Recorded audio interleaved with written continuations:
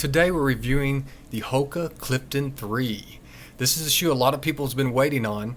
The Hoka Clifton 1 was like one of people's favorites, and then the Hoka Clifton 2 came out, not so much.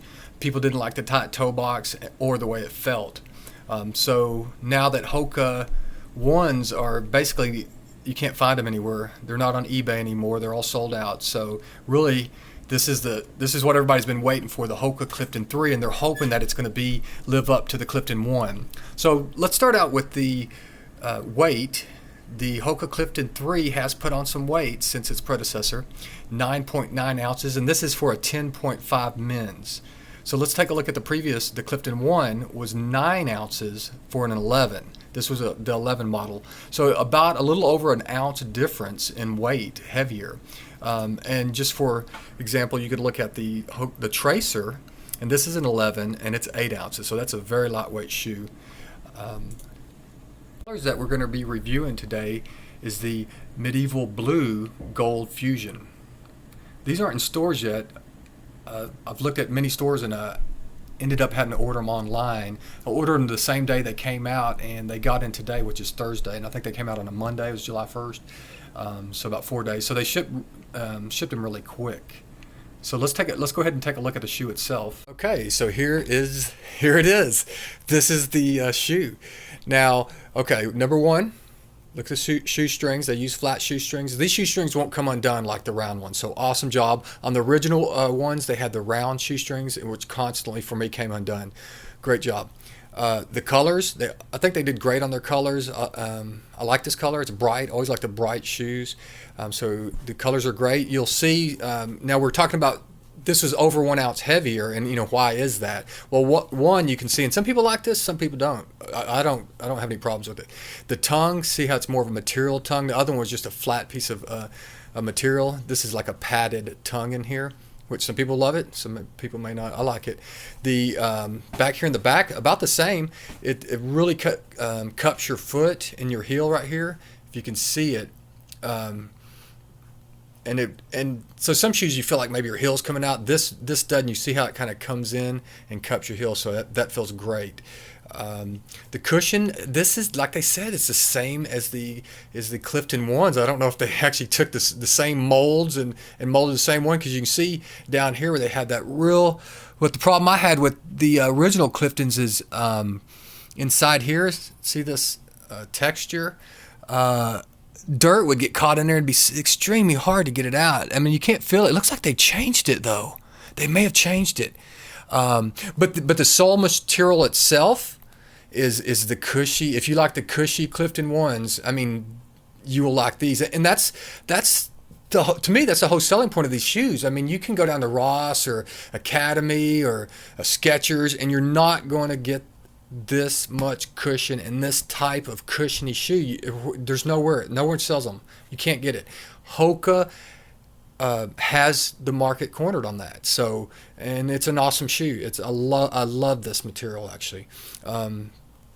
Let's take a look at the so a little weight was added with the padded tongue, and the upper is still soft. I mean, the upper, really, to me, the back part feels like there's more here compared to the Clifton 1. Somewhere else you're going to see a little weight, and this is not much, but you remember on the Clifton 1, these little rubber pieces were missing, I guess, like in here. So when you'd see them on sale used on eBay, you'd always see right here, because there's no rubber, it'd be wore down. So there's more rubber down here. I mean, all over the front. So this is going to last you a lot longer. And even back here they have this. I think this is like the same as they had in the Clifton 1, but up here there's a lot more rubber, so it's going to last you a lot longer.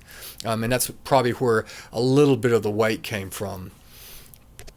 And for the big thing, the toe box. I mean, that was always a complaint on the 2, that the toe box was too small. And there's a lot of toe area here. And the cool thing they did too is, if you look, you can see this is at an angle. So this is actually going out for even more support. So when you're running, you have a lot of support. You don't feel like your foot's going to roll in or out. It's very supportive. So you have the toe box that you wanted, a lightweight, still has all the cushion just like the original one. I mean, you have a winner here, Hoka. This is it. This is what we wanted, and did an awesome job. And I'm really happy with this shoe. And I will. This is my running shoe. Yeah, the story that for me, and I'm sure others have similar stories. I went on a crusade to find like the perfect running shoe, and so I went to Academy. I went to Skechers, Nike.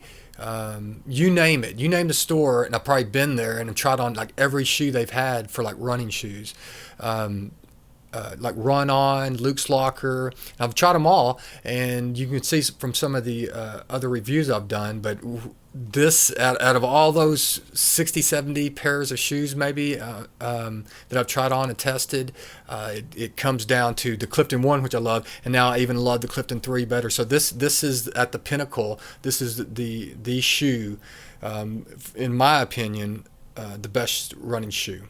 And a lot of people may not be aware of the Maximalist. Well, they made these shoes like to run, the 50 and 100 milers. But I think even a 5K, even just out jogging around, they say that anywhere between, I think it was 40 and almost 80% per year are going to be injured, runners. And I believe, our bodies really aren't made to be running on concrete. Especially if you're running really hard and getting really good times, then you're really going to be, even if you got good form, you're going to be putting a lot of pressure on your or a lot of impact on your feet and joints. And if you look at these when they run, you'll see, and when you're running in them and feel them, you'll feel the cushion. There's not a lot of vibration coming through these because it's all being taken up in here. And like one of the reviews I did also, you'll see some shoes, they'll have a little more heel, and they'll come really, really thin down here. And not only are they thin down here where you should be landing, but they're also harder material. So I mean, that shock, you might as well just have a hard piece of plastic in there because that shock's going right through your foot, right through your bones.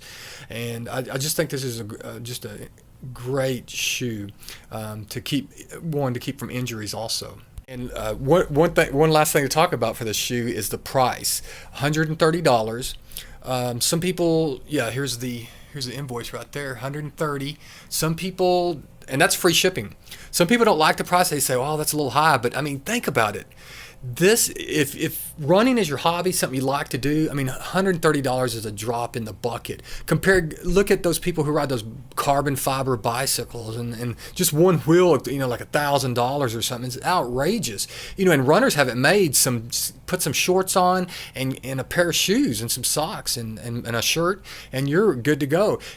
Some people I used to do road racing, like MotoGP racing for motorcycles, and man, you can $2,000 or $3,000 per race. I mean, that's, just tires alone would be $400 or $500 per race. So I mean, $130 for a specialty shoe that you can't get anywhere else, drop in the bucket. $130 is, I would say, is cheap. Hoka is really, they were bought out by Decker, and they're really up in their game. When you receive the Hokas, if you buy them straight from there, you can buy them from specialty running stores too, like Run On and such.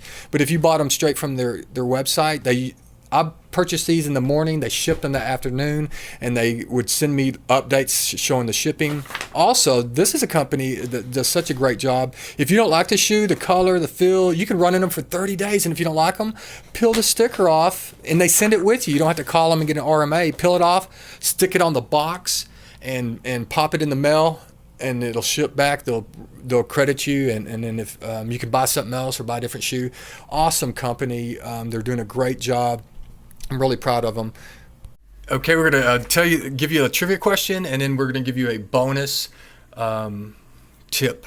So here it is. What does Hoka Uno? I think how they say it. It's not Hoka 1-1. How did they get their name, and what does that mean? I thought Hoka would be like a Hawaiian.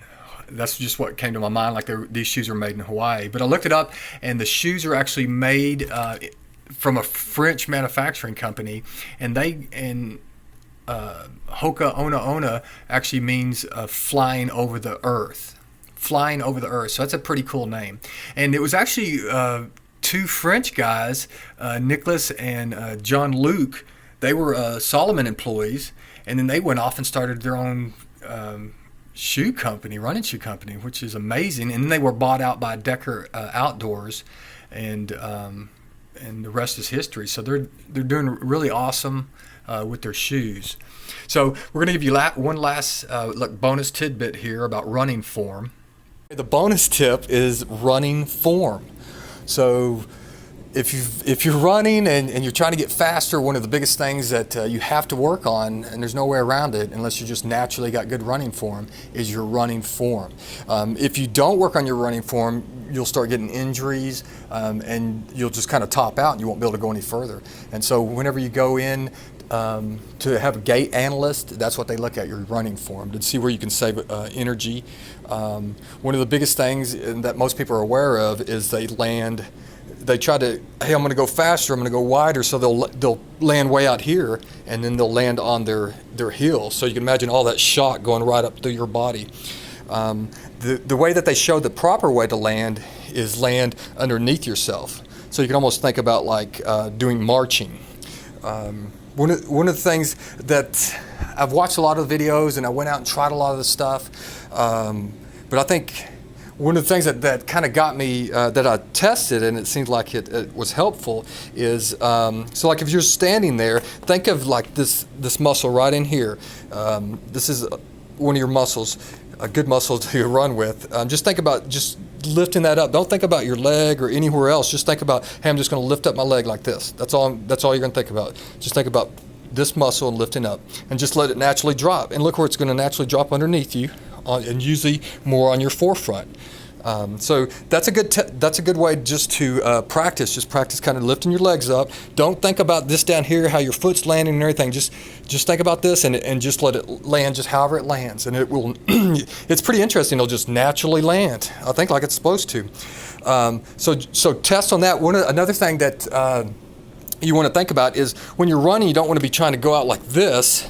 Think of your legs as pushing you like a motor on a boat. You know how the boat motor pushes it forward? So think of when you're running, you'll see the pros, their legs come way up, see, like that. They're like a pendulum. So all they're doing is lifting up, and it just naturally comes up. And see, everything's not out here in front of you, everything's happening behind you. Like you're pushing, you're moving forward. So that's a big thing. Another thing that you'll want to work on is your cadence, and that's how many strides per minute. So they say the most efficient cadence is 180. So a lot of people strive for that because they say it's the most efficient. And when you do try to get the 180, it also keeps you from heel striking, or it keeps your form in check and keeps your moving up and down and back. So you can look on most phones have it, so you can actually hold your phone or strap it to your wrist, and it'll show you what your cadence is as you're running, and try to get up to that 180. Also sometimes they have some stuff you can put on your shoe that works with your Garmin or with your workout watch that will show your cadence, but that's one of the big ones. So that's one of the tips. Just keep it up, and then just lean forward a little bit, and just think about that, and just keep working on that. And I think your form will just get better and better, and you'll be injury free and feel great, especially with your Hoka Clifton 3s with all that cushion. So that's the end of the video. Thank you for listening. Run strong and run free, and have a great time. Bye. And leave your comments below. I'd like to hear them.